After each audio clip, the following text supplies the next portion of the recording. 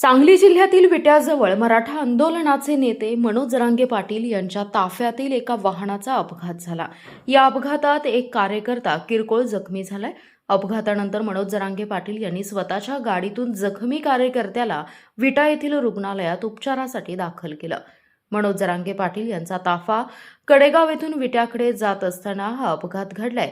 जखमी कार्यकर्त्यावर सध्या विट्यातील रुग्णालयात उपचार सुरू असून जरांगे पाटील यांनी स्वतः रुग्णालयात उपस्थित राहून त्याच्या प्रकृतीची विचारपूस केली आहे. पश्चिम महाराष्ट्र दौऱ्याचा समारोप करत असताना सांगली जिल्ह्यातील विटा येथे मनोज जरांगे यांचे भव्य दिव्य पद्धतीने स्वागत करण्यात आलं. या स्वागतासाठी ढोल ताशा झांज पथक आणि 30 जेसीबींच्या सहाय्याने पुष्पवृष्टी करून त्यांचा सन्मान आणि स्वागत करण्यात आले. विटा शहराकडे येत असताना आंबेगाव जवळ जरांगे यांच्या स्वागतासाठी मोठी गर्दी झाली. आंबेगाव परिसरात स्वागतासाठी मोठी गर्दी झाल्याने ताफ्यातील वाहनांना अचानक ब्रेक लावावा लागला. त्यामुळे मागील वाहने एकमेकांवर आदळली.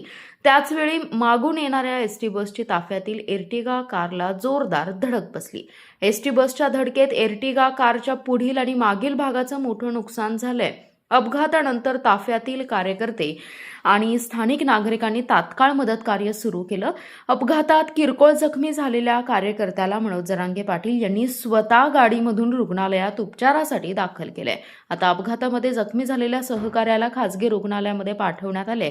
यावेळी स्वतः जरांगे पाटील यांनी अपघातग्रस्त कार्यकर्त्याची पूर्ण तपासणी स्वतः थांबून केली आणि घटनेबाबत माहिती दिली आहे. उपचारासाठी पुढील रुटीन लागल्यानंतर मराठा कार्यकर्त्यांच्या भेटीसाठी मनोज जरांगे पुन्हा विटा येथील स्वागत ठिकाणी पोहोचले. मात्र त्यांनी स्वागत करून घेतलं नाही. काय झालं? किरण रोडवरती उभा होता, सगळ्या गाड्या उभा होत्या आणि एसटीवाला आला आणि त्याने पाठीमागून जोरात डॅश मारला. त्याच्यामुळे त्याला कमराला फक्त लागले. पण आता डॉक्टरांनी सांगितले का डॉक्टर समोरच होते, त्यांना फ्रॅक्चर काही नाही, काहीच नाही. पण ते आता शेवटी काय माझे काम करणारे लेकर मला जीव म्हणून मी ताबडतोब गाडी बोलली, त्याला माझ्या गाडीत टाकला. आम्ही कडेगावकडे घेऊन चालू होतो. पोलीस बांधवाला विचारून इकडचे हॉस्पिटल माहित नाही आम्हाला. त्याची जर तब्येत मला गाडीतच व्यवस्थित वाटली किंवा म्हणलं की मार पाठीमागून लागलाय. अरे म्हणलं मग चांगल्या हॉस्पिटलला जवळ कुठे तर रक्त कांबळे साहेब ते बोलले की आपण विट्याला घेऊन जाऊ चांगल्या हॉस्पिटल. पहिल्या गाड्या मागायला इकडे आणि आता सरकारी हॉस्पिटलला आम्हाला माहित नाही विलेज.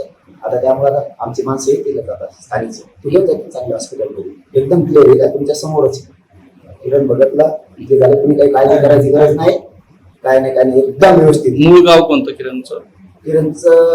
बीड रोज सोबत आहे.